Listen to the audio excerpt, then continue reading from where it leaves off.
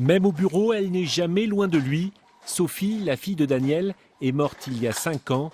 Elle a décidé de mettre fin à son existence à 20 ans. Frappée par un cancer fulgurant, la jeune femme a fait le choix de l'euthanasie, une demande respectée par son père. Quand un jour une personne m'a interpellé en disant « vous êtes un assassin », j'ai dit « vous ne comprenez rien ». Quel est le parent aimant son enfant qui délibérément va se dire « je vais tuer mon enfant ». C'est pas tuer mon enfant, c'est la libérer. Parce qu'il fallait la voir souffrir comme elle souffrait. Et je vais employer un terme terrible.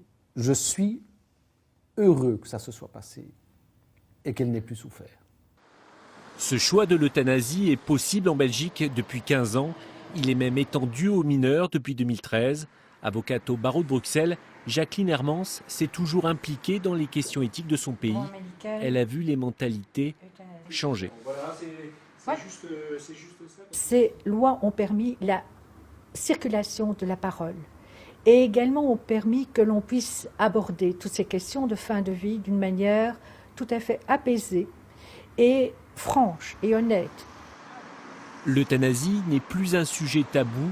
Dans cet institut, les patients atteints de pathologies graves en parlent souvent au début de leur traitement, un repère dans leur parcours de soins, une anticipation positive pour ce médecin.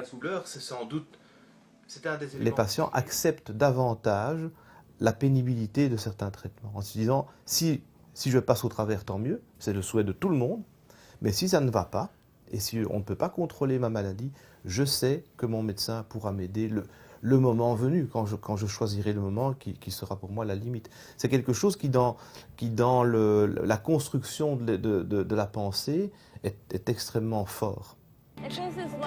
Dans le cas de Marieke Vervoort, la perspective de pouvoir mettre fin à ses jours lui a permis de continuer à vivre et même de remporter une médaille d'argent aux Jeux paralympiques de Rio.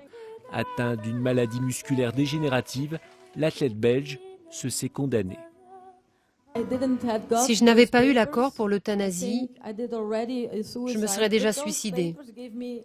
Cela me donne un sentiment d'apaisement parce que je sais que lorsque je ne pourrai plus rien endurer, j'aurai ces papiers. Mais je suis toujours vivante et j'aime toujours chaque moment de ma vie. 2000 cas d'euthanasie ont été déclarés l'année dernière en Belgique, soit 2% du nombre de personnes décédées dans le pays, des chiffres en voie de stabilisation.